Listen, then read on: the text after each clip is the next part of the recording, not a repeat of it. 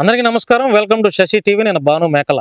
ఏం చెప్తున్నానంటే నేను మీడియా కంటే పవర్ఫుల్ సోషల్ మీడియా, ఫోర్త్ పిల్లర్గా ఉన్నటువంటి మీడియా, దానికంటే పవర్ఫుల్ అయినటువంటి ఇంకొక మాధ్యమం ఏదైనా ఉందంటే అది సోషల్ మీడియా.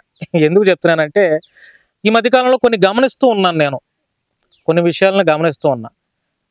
సోషల్ మీడియా యొక్క పవర్ ఏందనేది మీకు ఒకసారి కొన్ని ఉదాహరణలు చూపిస్తూ చెప్తాను మీకు. అప్పుడెప్పుడు రోడ్డు పక్కన మంచి భోజనాలు పెడుతున్నటువంటి కుమార్ ఆంటీని ఫేమస్ చేసింది ఇదే సోషల్ మీడియా. బాగా ఫేమస్ చేసేసారండి. ఎంత ఫేమస్ అంటే జబర్దస్త్ కొన్ని షోస్లోకి కూడా తీసుకువెళ్ళేంత ఫేమస్ చేశారు. ఇప్పుడు ఆ కుమార్ ఆంటీ ఎక్కడ ఉందో కూడా తెలియదు, ఎవరికి తెలియదు, ఏం చేస్తుందో కూడా తెలియదు. అదొకటి. బర్రె లెక్కన ఫేమస్ చేశారు. ఎలక్షన్స్ అప్పుడు ఏదో నిరుద్యోగి కాబట్టి ఆవిడ బర్రెలు కాసుకుంటూ ఏదో చిన్న క్లిప్పింగ్ వీడియో ఒకటి చేస్తే, ఒక రీల్ చేస్తే అది కాస్త ఫేమస్ అయ్యి ఆవిడ మొన్న ఎలక్షన్స్లో పోటీ చేయాలని చెప్పి వెళ్ళి ఎలక్షన్లో పోటీ చేయటం, అలా సోషల్ మీడియా బర్రె లెక్కనే ఫేమస్ చేశారు.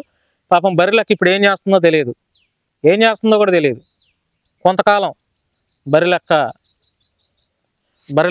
ఇది నడిచింది.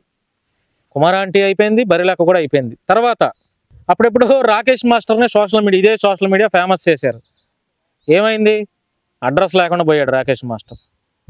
ఆయన్ని పిచ్చి ఇంటర్వ్యూలు చేసి ఆయనతో అనేక రకాలైనటువంటి విన్యాసాలు, వికృత చేష్టలు అన్నీ చేసి చూపించి రకరకాలైనటువంటి విన్యాసాలు, ప్రశ్నలు ఆయన ఫేమస్ చేశారు. మరి ఆయన కాలం చేశారు. తర్వాత కుంభమేళాలో పూసలమ్మే మోనాలిసాని ఫేమస్ చేశారు. ఎంత ఫేమస్ అంటే ఆవిడెప్పుడు బయటకు కూడా రాలా. ఆ పూసలు అమ్ముకుంటూ జీవనం సాగించే ఆ మోనాలిసాని ఫేమస్ చేసింది ఇదే సోషల్ మీడియా. మరి ఫేమస్ చేసిన తర్వాత ఆవిడని బయటకు తీసుకొచ్చినటువంటి మూవీ డైరెక్టర్ జైలుకి వెళ్ళాడు ఏదో లైంగిక ఆరోపణల మీద. అర్థమైందా? ఇప్పుడు ఆ అమ్మాయి మళ్ళీ పూసలు అమ్ముకునే పరిస్థితికి వచ్చేసింది.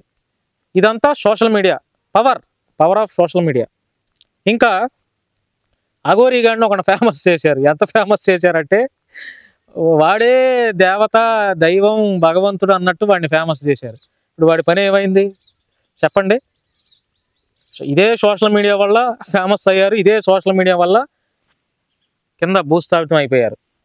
తర్వాత పచ్చళ్ళమ్మే అలేఖ్య చిట్టి పీకల్స్ ఏదో ఉంది కదా, ఇదే సోషల్ మీడియా ఫేమస్ చేశారు. చివరికి ఏమైందండి? ఎంత గలీజ్ అయింది. అంతేకాకుండా ఇలా మొత్తం సోషల్ మీడియా పవర్ ఎలా ఉంటుందంటే రాత్రికి రాత్రే సెలబ్రిటీని చేసేస్తుంది, రాత్రికి రాత్రే పాతాళానికి దొక్కేస్తుంది. సోషల్ మీడియాకు ఉన్నటువంటి దమ్ము, పవర్ అలాంటిది. కాబట్టి మన చేతిలో మొబైల్ ఉంది కదా అని చెప్పి ఫేమస్ కోసం, ఫెమిలియర్ అవ్వాలని చెప్పి, వైరల్ అవ్వాలని చెప్పి పిచ్చి వీడియోస్ చేస్తూ, పిచ్చి కంటెంట్ చేస్తూ, గలీజ్ పనులు చేస్తూ, బికినీలు వేసుకొని రీల్స్ చేస్తూ, మగవాళ్ళు కూడా అడ్డదిడ్డమైనటువంటి పనులు చేస్తూ, సోషల్ మీడియా వ్యామోహంలో, సోషల్ మీడియా పిచ్చితో లేనిపోయిన లంగా పనులన్నీ చేసే ప్రతి ఒక్కళ్ళకి ఏంటంటే మైండ్లో పెట్టుకోవాలి. సోషల్ మీడియా ఉందలే అని చెప్పి మాకు మీడియాతో పనే ఉందలే అని అనుకోవచ్చు. ఏదో ఫేమ్ అవుదాంలే అని చెప్పి మీ ఇష్టం వచ్చినట్టు చేసుకోవచ్చు. సోషల్ మీడియా పవర్ చూశారుగా. ఇప్పుడు వీళ్ళందరూ ఎగ్జాంపుల్స్. ఈ దొంగ గోరిగడ్ కావచ్చు, ఈ బర్రె లెక్క కావచ్చు, రాకేష్ మాస్టర్ అవ్వచ్చు, కుమార్ ఆంటీ కావచ్చు, ఈ అలేఖ్య చిట్టి పికల్స్ కావచ్చు, ఇలా అందరూ. కాబట్టి సోషల్ మీడియాతో మనందరం చాలా డేంజర్గా ఉండాలి, చాలా జాగ్రత్తగా ఉండాలి. ఎందుకంటే దాని జోలికి పోకూడదు. మంచి వరకు వాడుకుంటే చాలా మంచిగా ప్రజలందరూ మనల్ని స్వాగతిస్తారు. చెడు వీడియోలు చేస్తూ సమాజంలో నీకేదో గుర్తింపు రావాలి, నువ్వు ఎరగదీసేయాలి, పొడి చేయాలి, సమాజాన్ని ఉద్ధరించాలి అనుకుంటే కుదరదు. సోషల్ మీడియా వల్ల సోషల్ మీడియాని చాలా జాగ్రత్తగా హ్యాండిల్ చేయాలి. మంచి కోసం వాడండి, లేదంటే ఒక సమాజానికి పనికొచ్చే వీడియోస్ చేయండి, లేదంటే కామెడీలో చక్కగా హాస్యాన్ని పండించండి, లేదు మీకు యాక్టర్ అవ్వాలనుందా, మీకు నటన మీద ఇంట్రెస్ట్ ఉందా, మంచి వీడియోస్ తీసుకొని మీ టాలెంట్ని ప్రజలకు చూపించండి. ప్రతి గలీజ్ పనికి సోషల్ మీడియా వాడితే ఇలాగే ఉంటుంది. సో ఈ వీడియో మీద మీ యొక్క అభిప్రాయాన్ని కామెంట్ రూపంలో తెలియజేస్తారని మనస్ఫూర్తిగా కోరుకుంటున్నాను.